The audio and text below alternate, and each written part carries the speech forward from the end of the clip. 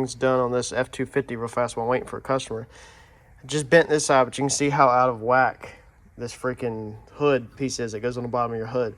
So this is supposed to be a 90 off of this, and this should be a 90, and this is over to 45. So all we're doing is putting it in a vise, taking a pole, and literally just tweaking it around to what we need it. Like that. After looking at it a little bit more, testing it up here, you can see it goes in a little bit more than a 90. So not quite a 90, but she hits perfect. Just got to finish all the other adjustments now, but you can see it falls right in the slot where it's supposed to be. All right, good morning. It's like all the long late nights finally paid off. So we got this thing wrapped up and we are going to drive it today. Got the front end on it last night. I think everything turned out pretty good. I was kind of just thrashing last night, and I didn't even really record or nothing. So like whenever that's the 2021 front bumper swap, so that went on. You've seen the different odds and ends I had to deal with from the frame damage, but besides that, it just bolts right on. I did notice that the brackets right behind here that bolt up to your frame, the spacing is different, so the hardware off of the 17 doesn't work on the 2021 brackets. But I believe that if your brackets were good on your bumper, mine are not because it was wrecked, that you could just swap them over and your bolts would work, or you just put single nuts and bolts through with washers, because the one that's on there is the one that has the flat plate with the 2 bolts that stick off of it, like you put the front on right here near the tow hook. That's the style that's on there, and so the spacing is just wrong, but the holes line up. It's just that bracket, the spacing's wrong. But besides that, I think she turned out good. We'll flip the camera around and I'll show you. So on the inside, these seat covers just really made this truck where it just don't feel like a work truck so much. We're gonna add some 6x9 speakers in the rear door at a later date. Not gonna videotape it because from the factory, the XLs do not come with rear speakers or anything. And then the front seats, they turned out good. I just threw this bottom on this morning. I'm not finished with it because we're actually gonna do some work on the bottom. Bring you over here to the driver's side though, take these keys out. I mean, I like it, man. I think it really turned out good. I'm not a big fan of this center console cover. I'm really not. But this thing needs to be pulled up tighter. It's not 100% right yet. But we're going to do some work up here, building a tray, basically, that goes right here. I'm going to that will add a lot more storage when you're traveling, and I will do a video on how to do that alone because that's going to be pretty cool to add to these. But I think the seat covers just really gave it where it don't so much feel, you know, like a stripped down base model work truck. And then it gives it some acoustics also, because when you just have all this vinyl everywhere and you don't have no carpet, then the acoustics just sound straight up like a work truck. Seat cover's not designed to go up around that. So I don't know, I might just end up taking the seat cover off on the center and not having it. But I'm more of a shadowgrass guy, a wetlands guy, you know, if it was up to me. But these were freaking, I think I scored them for like $95 or $100 on eBay. And then I'll show you something kind of funny about with the shipping going on. So we haven't done the airbag yet. It's in the back seat, so I got to load that in. This dash, I don't think I'm gonna replace this dash like we said in earlier videos. I think I'm gonna get this where this goes down. I got to figure out, I think there's metal right here on the back side that just needs to be bent to hold this down. If I can push like upwards on that and bend that down, or if I can just cut this maybe so that the flap will sit right there in place, and then just very lightly glue it. You still want it to spring up if it gets in an accident and be able to you know, do its thing.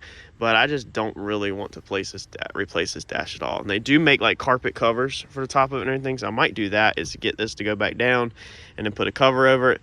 They also make this side right here that pops in and out on the higher package levels, such as the Platinums, the Lariats, stuff like that. But on the XLs and XLTs, this is a whole piece. So for some reason they decided that they weren't going to make this panel pop out. These dashes are anywhere from 1,000 to 1,500. You can get this panel for like 300.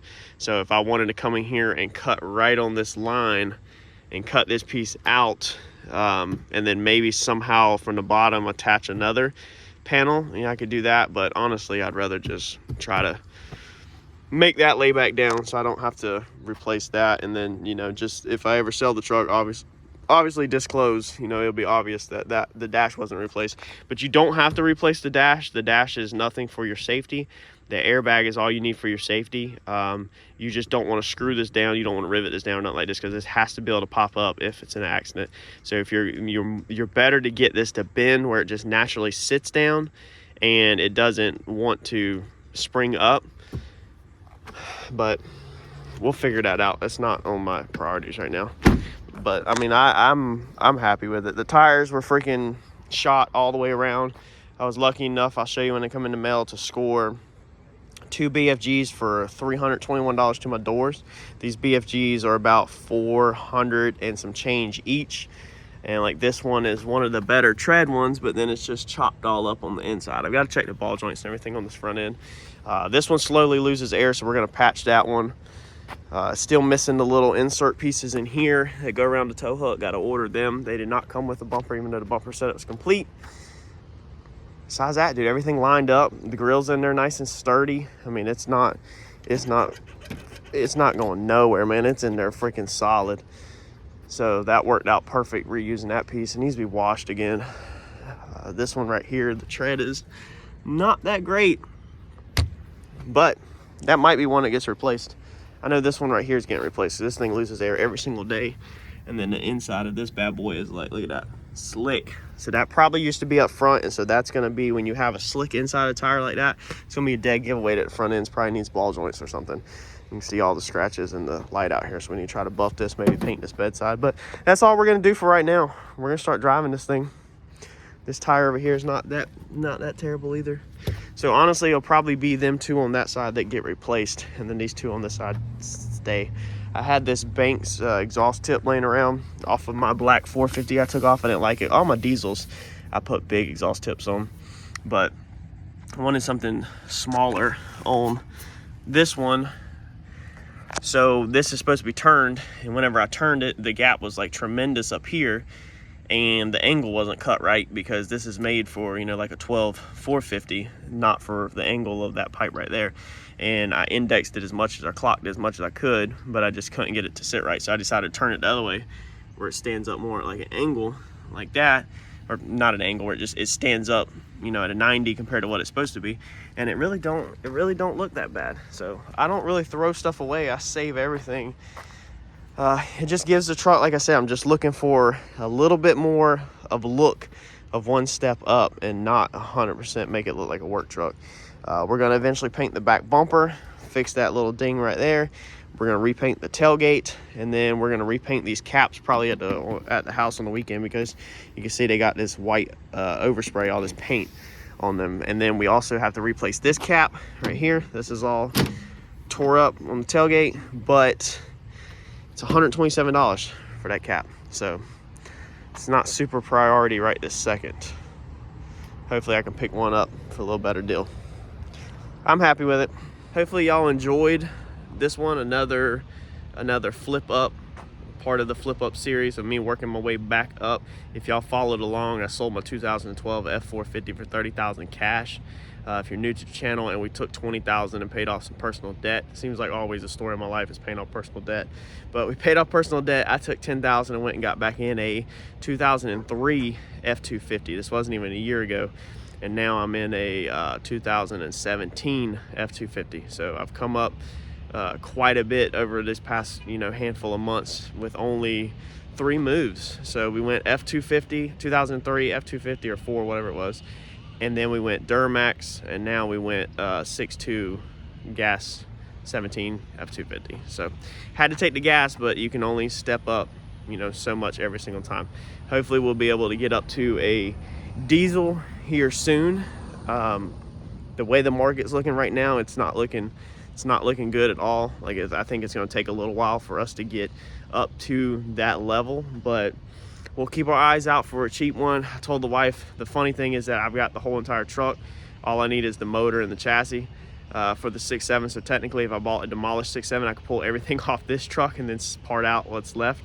But then you got to pay for the 6.7 completely out of pocket, because you don't have nothing to sell on the backside besides on the part out. So that normally don't work great for me, because anytime I get a new truck, I pay cash for it, and you know, I don't end up with a payment. We don't want payment on it. So like I own this one right out, clean and clear, title in hand, so I don't have to worry about no payments or nothing like that.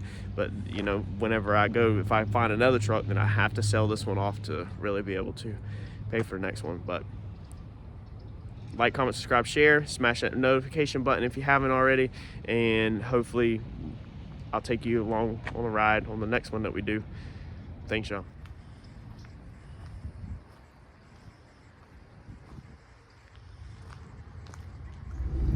All right, so first time towing with the truck.